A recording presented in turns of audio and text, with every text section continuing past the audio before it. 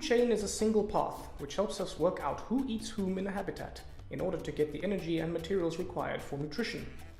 Ultimately, the sun is the initial source of energy for nearly all living things. The food chain begins with an organism that can utilize this energy directly to make its own food. The arrows in the food chain follow the flow of energy, so they always go from the food and point to the feeder. So for example, the grass uses energy from the sun, the zebra eats the grass, a lion then eats the zebra. Think of it as the food's journey into the mouth of the next organism.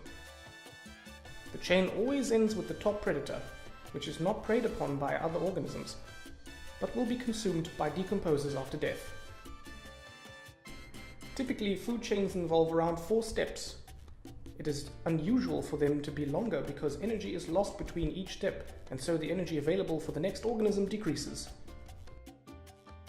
It is lost in a number of ways. It can be lost as heat during respiration, or it can be lost in waste materials such as feces. When you consider all the food chains in the habitat and join them all together to get a food web, a diagram of the interconnections between lots of organisms, populations are interdependent on each other, and you will notice that some organisms have more than one predator, whilst others don't. This means that when a food web is altered, it has different effects on different populations. If one species goes extinct, it can affect the entire system with unpredictable results. So let's take the food web of a woodland environment as an example. This food web is the combination of 11 different food chains, so we can start to see how the species are interdependent on one another. So what happens if we remove one species from the food chain, perhaps if it went extinct? Well, to figure it out, we have to look at the whole food web.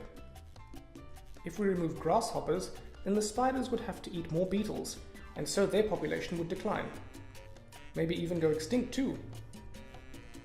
This then has a knock-on effect on all the species that feed on the beetles and so on. However, some population sizes will increase. If there are less individuals eating the green plants, then their population will increase, which provides more food for the snails. So altering one link in the food web has big consequences for the whole system.